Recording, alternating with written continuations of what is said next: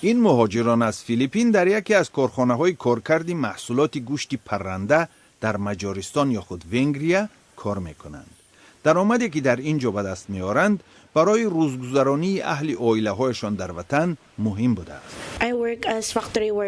من در فیلیپین هم در کارخانه کار میکردم. آنجا معاش مثل مجارستان بلند نیست. به فکرم کار در مجارستان برای تامین عائله‌هایمان خوب است.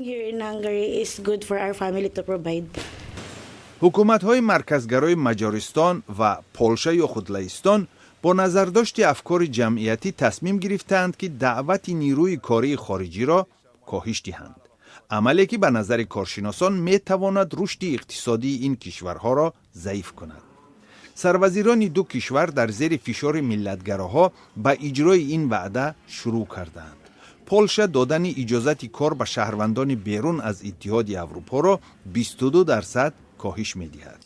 حکومت مجارستان در قدم اولی به اصطلاح تنظیم مهاجرت کاری از ماه ایون سال روان دعوت کارگران را از فیلیپین، ارمنستان و آذربایجان بس کرد. بر علاوه تنظیم رقابت میان شرکت‌های محلی و خارجی، وظیفه اساسی ما تشکیل جایهای نوی کاری است. کار برای مردم مجارستان. معاش این کارخانه‌ها باید رقابت پذیر باشند تا مردم مجارستان در آنها کار کنند. hogy megérje a magyar embereknek ott dolgozni. سروزیر مجارستان صاحبکاران محلی را با آن متهم می کند که صرف نظر از یارانه یا خود سوبسیدی های دولتی، مؤسسه های شبیه مستر گولد که با کارکرد گوشت پرنده مشغول است از خارجه کارگر دعوت می کنند. اما مالک این کارخانه لسلا بطنی ابراز داشته است که با نظرداشت پیرشوی اهالی استفاده 580 مهاجر کاری از فیلیپین برای مؤسسه او و کشور مهم می باشد.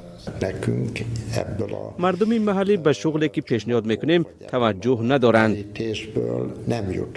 نظرخواهی های عمومی در پولشه هم از آن گواهی می دهند که اکثر مردم مخالف ورود مهاجران کاری و به ویژه ورود مهاجران کاری از کشورهای کمبغل بودند.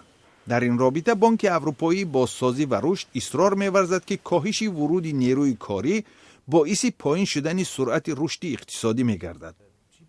یک منصبدار وزارت کارهای داخلی پولشه بر این نظر است که تمام نظام دعوت کارگران خارجی به اصلاحات نیاز دارد.